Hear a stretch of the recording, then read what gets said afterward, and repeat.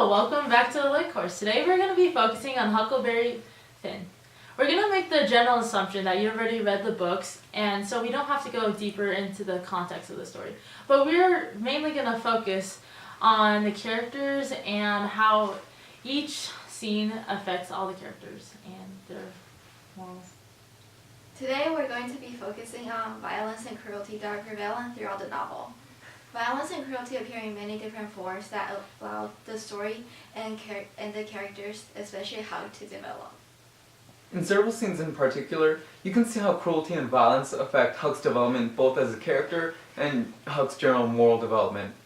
We'll be looking at a few scenes including the Grangerford feud, the death of Boggs, many of the Duke and the King's cons, and finally the Phelps scene to see how they spur Huck's moral development. In order to fully understand how they lead to this development, we'll be looking at the context of each situation and its deeper significance. First of all, we're going to look at the feud between the Grangerford and Shepperstons. The Grangerfords stand as a symbol for civilized society, elegant in manner, generous and orderly. But in reality, their pettiness and viciousness within the feud reveals the flaws within the family.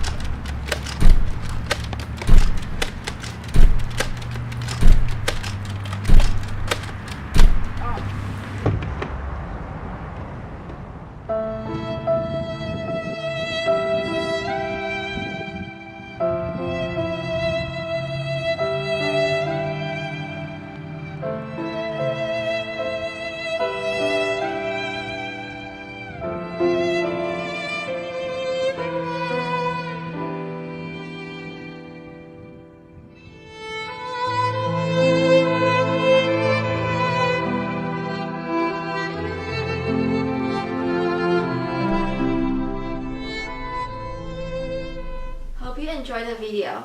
As you can see, this refined and compassionate individuals act like animals toward the Shepperson and vice versa due to the tradition without considering the true consequences of such actions.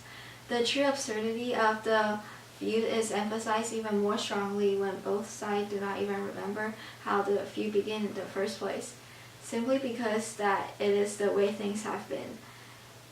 This makes the death of the beloved family members even more ridiculous and frivolous.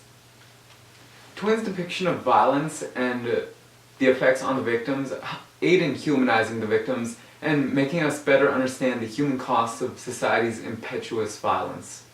For example, Buck's death resonates so strongly with Huck due to their similarities in age and temperament.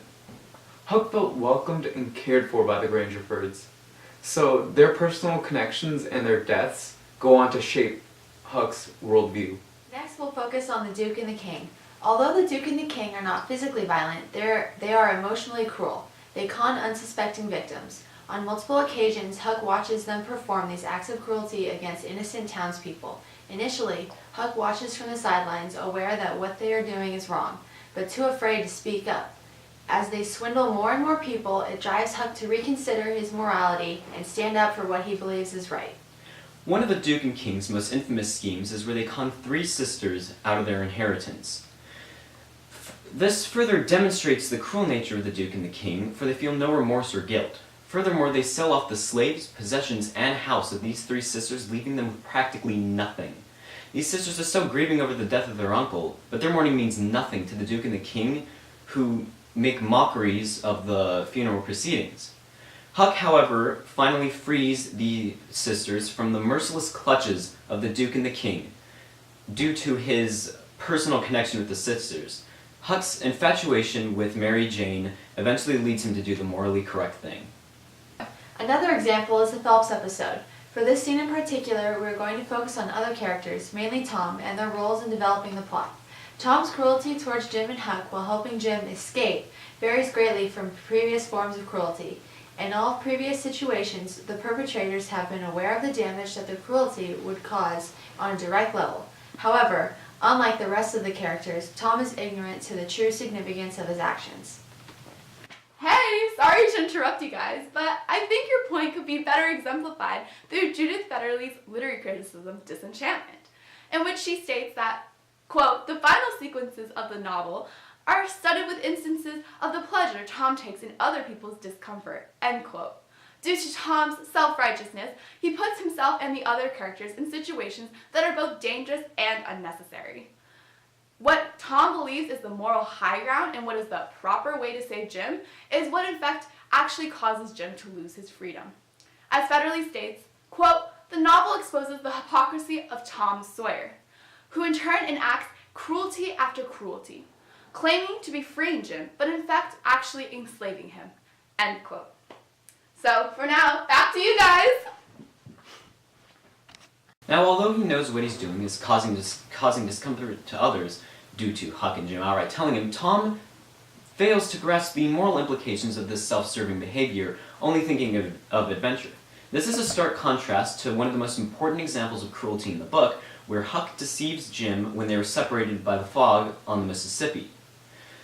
Huck knew what he was doing was hurting Jim, but he did it anyway because he found it amusing. However, when confronted by Jim about Huck's cruelty, he matured and grew a stronger sense of duty to help others rather than harm them. Tom, on the other hand, remains the same romantic, unrealistic, and immature child that he was at the beginning of the story. Huck, however, grows to become much wiser than his friend, more pragmatic, and vastly more empathetic. Unlike Tom, Huck learns that cruelty is inexcusable, and that one must do good by others before anything else.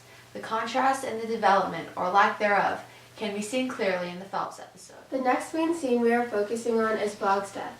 Colonel Sherburne shoots Boggs without any particular regard or emotion because they have been at odds for years.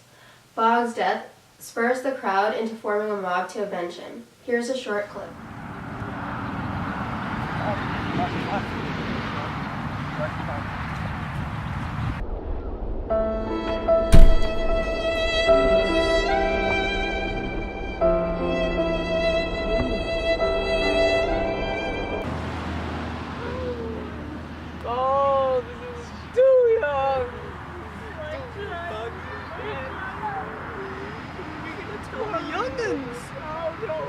You killed Boggs! You killed Boggs!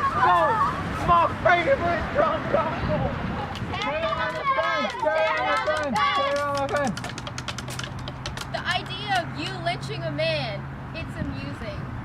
The idea of you thinking you have the plug enough to lynch a man. Blah, blah, blah, blah, blah, blah, blah, blah, blah, blah, blah, blah, blah, blah, blah, blah. As you can see from the video, the crowd's attempt at violence is rebuked by Colonel Sherburne's excoriation of the crowd. His cruelty lies in the honesty of his words. Few are truly strong or bold enough on their own. The mob is merely a method for which cowardly individuals band together to terrorize others. Furthermore, individual rational thought is often overridden by mob mentality. Such instances speak to how violence and cruelty are driven by the desire to raise oneself by luring others through force. The KKK was a group that tried to maintain white supremacy in the South through terrorism against minorities and abolitionists, and is even referenced in the invocation of the White Hoods as a condemnation of the Klan's actions as a sign of true weakness. The feud scene speaks out against the hypocrisy of society in war and in general organized violence. The destruction caused by society and a group is much greater than anything an individual can do. In summary, Twain uses cruelty and violence in order to convey various social and thematic lessons. If there is one thing to take away from all these examples, people acting cruelly toward others, it is that immorality will be punished. So, for all of local color's realistic qualities, the last shreds of idealism will be challenged as we move into F. Scott Fitzgerald's The Great Gatsby.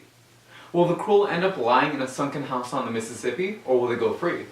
We'll see you next week. See you then, and DFTBA.